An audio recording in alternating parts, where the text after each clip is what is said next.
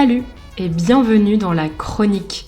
Moi, c'est Manon et chaque semaine, je vous emmène en France pour découvrir sa culture, les habitudes des Français et l'art de vivre à la française. Aujourd'hui, on est le vendredi 13 octobre 2023. Et qui dit vendredi 13 dit superstition. Dans cet épisode, je vais vous donner 5 faits insolites sur le vendredi 13 et nous parlerons des Français et de leurs superstitions. C'est parti! Ce podcast est destiné aux personnes qui apprennent le français. Alors je parle lentement pour que ce soit plus facile à comprendre. Si c'est encore trop difficile pour vous, n'oubliez pas que la transcription des épisodes est disponible gratuitement sur le site frenchcoffeebreak.com. Ça vous permet de m'écouter et de lire en même temps pour mieux comprendre le vocabulaire. Vous trouverez le lien dans la description. Alors, la question du jour, les Français sont-ils superstitieux ? Bien sûr, c'est impossible de parler au nom de tous les Français, mais je peux vous dire que la majorité des personnes que je connais ont des superstitions. Certains emmènent partout leur porte-bonheur, c'est-à-dire un objet que l'on considère comme porteur de chance. Par exemple, certaines personnes utilisent leur stylo ou portent leur t-shirt porte-bonheur le jour d'un examen. Certaines personnes ont peur du vendredi 13 ou au contraire l'attendent avec impatience. Et oui, en France, le vendredi 13 est associé à de nombreuses croyances négatives ou positives. Mais au fait, pourquoi le vendredi 13 ? L'origine remonte à la Bible. Lors du dernier repas de Jésus, appelé la Cène, 13 personnes étaient réunies autour de la table et la 13e personne a trahi Jésus, qui est mort un vendredi. De quoi alimenter croyances et légendes qui existent donc autour du vendredi 13 depuis des siècles, même des millénaires. J'ai fait mes petites recherches et j'ai découvert 5 faits étonnants sur cette date un peu spéciale. Numéro 1, 2023 compte 2 vendredis 13, le 13 janvier et aujourd'hui, le 13 octobre. C'est rare. Normalement, il y a un vendredi 13 par an, au maximum 3. Numéro 2, depuis les origines de la Bible, le vendredi 13 est associé à de nombreuses superstitions négatives. Pour certaines personnes, ce jour porte malheur, c'est-à-dire qu'il apporte des choses négatives, des mauvaises nouvelles, de la malchance. Mais pour d'autres, c'est un jour porte-bonheur, un jour qui apporte de la chance, des choses positives.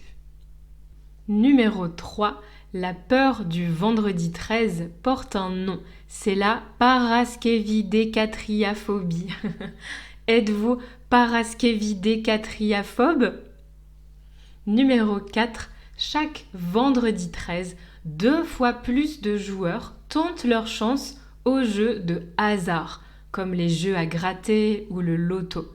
Au total, en France, 6 millions de joueurs jouent au loto ce jour-là, contre 2 à 3 millions habituellement. Finalement, numéro 5, les Français associent au vendredi 13 d'autres superstitions, par peur qu'il arrive quelque chose de grave ou de mauvais. Mais quelles sont ces superstitions ?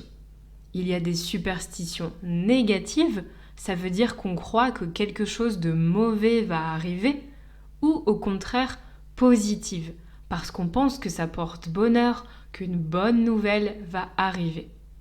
On commence par les superstitions négatives. En France, on dit que les chats noirs portent malheur. Voir un chat noir la nuit serait de mauvais augure, c'est-à-dire que ça annonce des mauvaises choses. L'origine de cette croyance remonte au Moyen Âge où les chats étaient considérés comme l'animal du diable.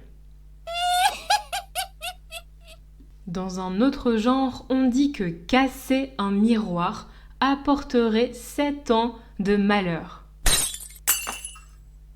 Alors attention, quand vous déménagez ou quand vous faites le ménage, ça peut être dangereux. Cette croyance remonte aussi au Moyen Âge. À cette époque, le miroir était le reflet de l'âme. Alors évidemment, casser un miroir, ce n'était pas une bonne chose. Passer sous une échelle porte malheur également. Personnellement, je préfère changer de trottoir plutôt que de passer sous une échelle. Aussi, saviez-vous que la couleur verte dans un théâtre est interdite ? Cette tradition remonte à Molière. Molière, c'était un comédien et dramaturge français du XVIIe siècle.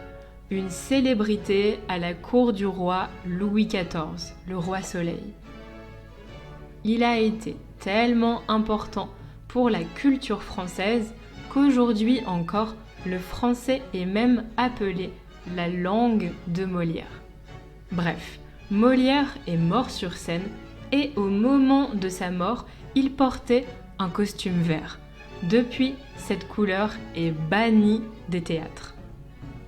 Enfin, si vous allez en France et qu'il pleut, n'ouvrez surtout pas un parapluie à l'intérieur. À l'origine, les premiers parapluies étaient rudimentaires et causaient de nombreux accidents. Les gens étaient méfiants de ces objets et c'est pourquoi cette superstition est née. Même si aujourd'hui il n'y a en principe plus de risques, la croyance est restée. Passons du côté des superstitions positives maintenant, les choses que les Français font qui portent bonheur. Par exemple, comme dans de nombreux pays, quand on espère que quelque chose va bien se passer ou quand on veut que quelque chose se réalise, on croise les doigts. On croise l'index avec le majeur. Alors imaginez que vous passez un entretien d'embauche. À la fin de l'entretien, un ami peut vous dire « Je croise les doigts pour toi. Je croise les doigts pour que tu obtiennes ce travail. » Autre superstition, voir une coccinelle ou une étoile filante porte bonheur. Une coccinelle, c'est un petit insecte rouge à pois noirs. Et une étoile filante, c'est un trait de lumière qu'on peut voir dans le ciel la nuit, quand on a de la chance. On dit qu'il faut faire un vœu quand on voit une coccinelle ou une étoile filante. Faire un vœu, c'est souhaiter quelque chose, émettre un souhait pour qu'il se réalise. Par exemple, j'ai fait le vœu que mes parents restent en bonne santé. La légende dit qu'on ne doit dire son vœu à personne si on veut qu'il se réalise. Saviez-vous aussi que, comme dans de nombreux pays, trouver un trèfle à 4 feuilles porte bonheur également? Un trèfle, c'est cette petite plante verte, le symbole de l'Irlande. En général, dans la nature, les trèfles ont 3 feuilles, mais certains en ont 4. C'est tellement rare d'en trouver un que quand ça arrive, ça signifie que vous avez eu beaucoup de chance. Ça porte bonheur. Wow. Il y a une autre croyance très répandue en France. Vous savez que les Français aiment boire un verre et trinquer. Trinquer, ça veut dire entrechoquer 2 verres avant de boire avec quelqu'un. Eh bien, il existe une tradition qui porte bonheur. Il faut trinquer en se regardant dans les yeux. Je vous en parlais dans l'épisode 4 sur l'apéritif, l'apéro.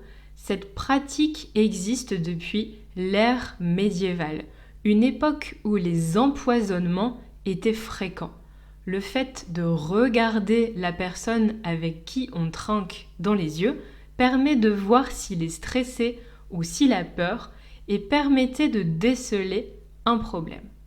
Aujourd'hui, on dit que ne pas trinquer les yeux dans les yeux apporte 7 ans de malheur. Alors attention pendant votre prochain apéro. Finalement, terminons avec une dernière superstition très connue en France. Toucher du bois. C'est un peu comme croiser les doigts. Quand on espère que quelque chose va bien se passer, on touche du bois. Ça peut être une table, une chaise, n'importe quel meuble ou objet en bois. C'est une tradition qui remonte à la Perse antique et c'est devenu une expression qu'on utilise encore aujourd'hui pour souhaiter la santé ou la réussite. Par exemple, si vous attendez des résultats médicaux, vous pouvez dire « je touche du bois ». J'espère que les résultats seront bons, je touche du bois. Et en même temps, votre main touche quelque chose en bois. Il existe donc de nombreuses superstitions. Je ne vous en ai cité qu'une petite partie, les plus connues, car en réalité, chaque région a ses propres croyances et ses propres habitudes. Vous les découvrirez sûrement si vous passez un peu de temps en France ou si vous écoutez les Français parler à la télé ou sur les réseaux sociaux par exemple. La chronique, c'est fini pour aujourd'hui. Je serais curieuse de connaître les superstitions dans votre pays et votre culture, alors n'hésitez pas à m'envoyer un petit message sur Instagram ou un email pour me raconter. Si vous avez aimé cet épisode, pensez également à évaluer et partager le podcast pour lui donner plus de visibilité. Nous, on se retrouve la semaine prochaine dans un nouvel épisode de la chronique. En attendant, retrouvez French Coffee Break sur les réseaux sociaux et sur YouTube pour du contenu en français au quotidien.